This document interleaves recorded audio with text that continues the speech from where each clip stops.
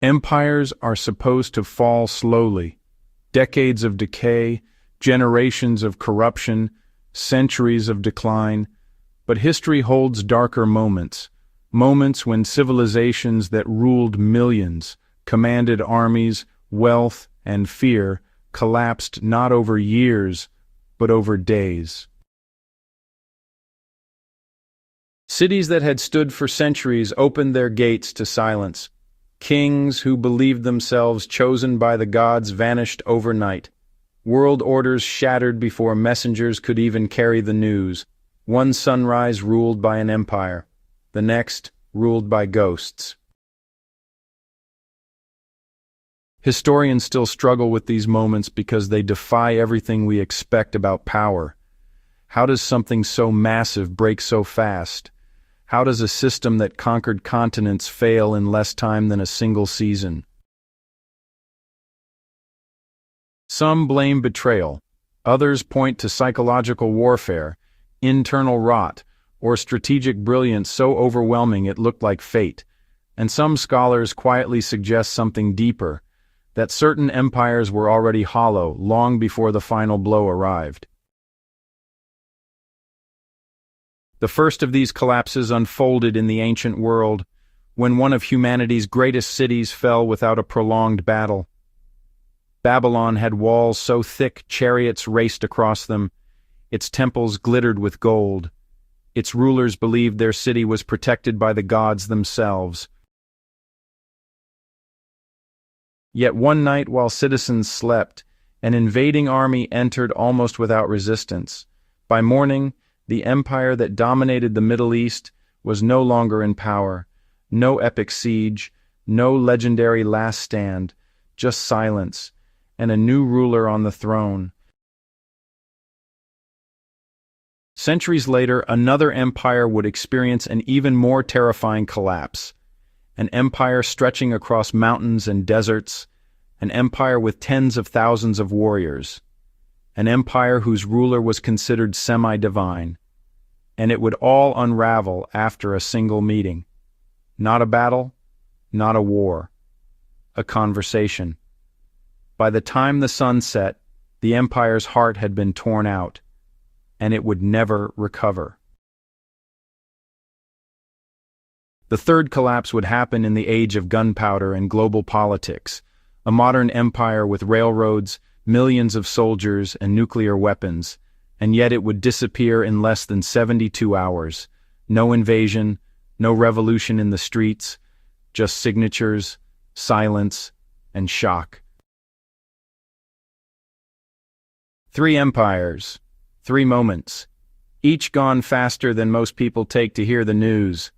If civilizations are built over centuries, what force is powerful enough to erase them in days? Long before the night it fell, Babylon was already trembling beneath its own magnificence. In the 6th century BCE, it stood as the crown jewel of Mesopotamia. Towering walls encircled palaces and temples. The Euphrates flowed through its heart, feeding markets heavy with grain and gold. Foreign envoys traveled for weeks just to witness its splendor. Its ruler, Nabonidus, believed he was safeguarding an eternal dynasty, yet his decisions quietly fractured the foundations of his power. He abandoned the capital for years, pursuing religious visions in distant deserts.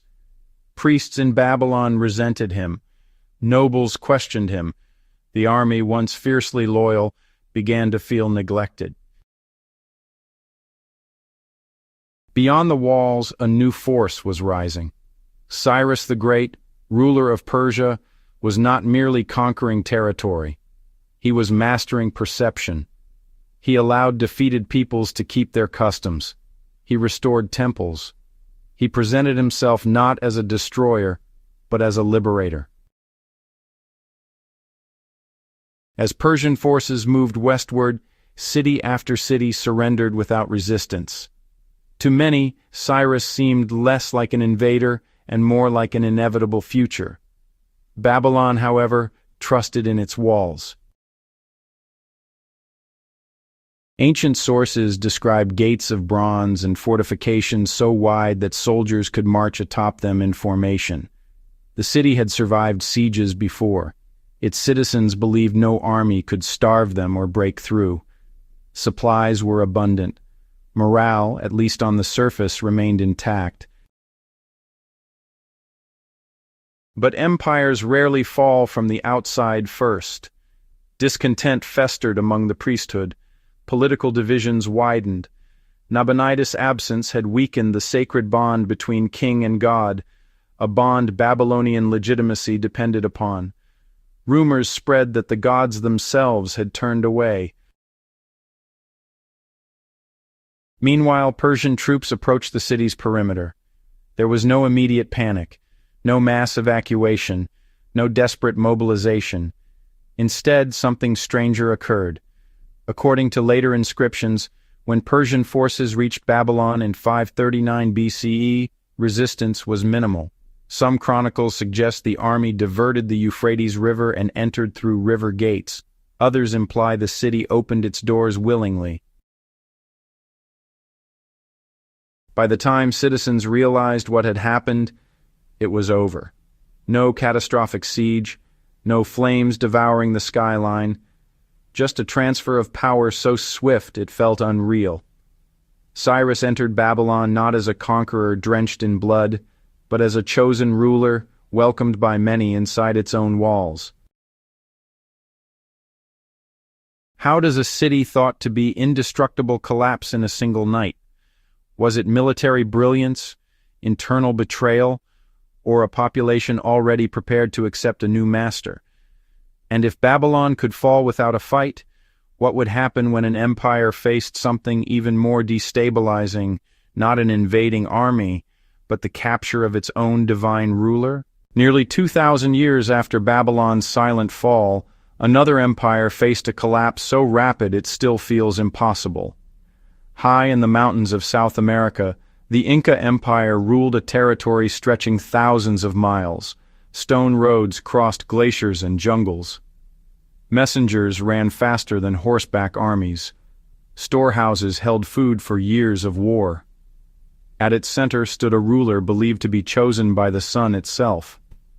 Atahualpa had just emerged victorious from a brutal civil war, commanding an army of tens of thousands.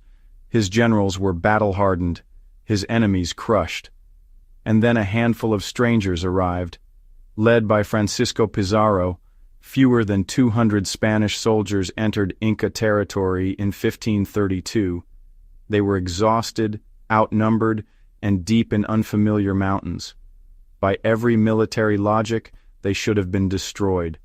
Instead, they captured the emperor of an empire. Atahualpa agreed to meet the Spaniards in the city of Cajamarca. He arrived surrounded by thousands of unarmed attendants expecting diplomacy.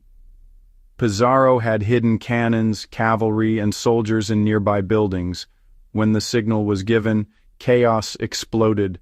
Horses charged crowds who had never seen such animals. Guns thundered. Steel tore through ceremonial robes. Within hours, thousands of Incas lay dead, and Atahualpa was dragged into captivity. The empire did not know how to function without its divine ruler. Generals hesitated, messengers froze, nobles argued over authority. Though the Incas still had massive armies, no one dared attack while their emperor was held hostage. Atahualpa filled a room with gold and silver to buy his freedom, one of the largest ransoms in history. It did not save him.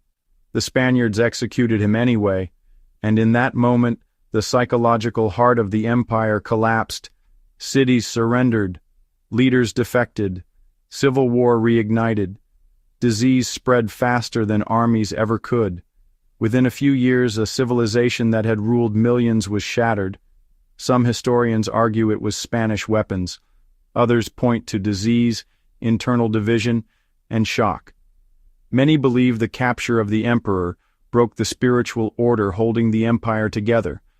But what remains most chilling is the speed. One meeting, one afternoon. One empire effectively doomed. If Babylon fell through quiet betrayal, and the Incas through psychological decapitation. The final collapse would come in the modern age, not through armies at all, but through paperwork, pressure, and fear. An empire with nuclear weapons. An empire that vanished in days. In the 20th century, the world watched an empire dissolve not under invasion, but under its own weight. The Soviet Union was not an ancient kingdom built on myth. It was a nuclear superpower. It controlled 1/6 of the Earth's landmass. Its military rivaled that of the United States. Its ideology shaped half the globe. For decades, it appeared immovable. Yet beneath the parades and propaganda, fractures deepened. Economic stagnation hollowed industry. Corruption spread quietly through bureaucratic corridors. The war in Afghanistan drained morale and resources. Citizens waited in endless lines for basic goods while leaders promised reform. When Mikhail Gorbachev introduced policies of openness and restructuring, he intended to save the system. Instead, he exposed how fragile it had become. Republics demanded autonomy. National identities resurfaced. Satellite states broke away. Still, few believed the empire itself could disappear. Then, in August 1991, hardline officials attempted a coup. Tanks rolled into Moscow. The world held its breath. The plot collapsed within days, weakened by confusion and public resistance led by figures such as Boris Yeltsin. But something irreversible had occurred. Authority shattered. In December of that same year, leaders of key republics signed agreements declaring the Union dissolved. No massive civil war, no foreign invasion, no decisive battlefield defeat. Within 72 hours, a superpower that had defined global politics for generations ceased to exist. Flags were lowered. Maps were redrawn. Millions woke up in countries that had not existed the day before. Nuclear arsenals suddenly belonged to new governments. Entire economies collapsed into uncertainty. Some historians argue the Soviet Union died slowly over decades. Others insist the final act was astonishingly abrupt, a political implosion compressed into days. What is undeniable is how quickly certainty vanished. Babylon trusted its walls. The Incas trusted their divine ruler. The Soviets trusted their system. Each believed permanence was guaranteed, and each discovered that empires do not always fall with thunder. Sometimes they fall with signatures, silence, or a single decision that unravels everything. History records their collapse, but it does not guarantee ours will be slower. If power can dissolve in a night, in an afternoon, in a weekend, what makes any modern civilization truly secure?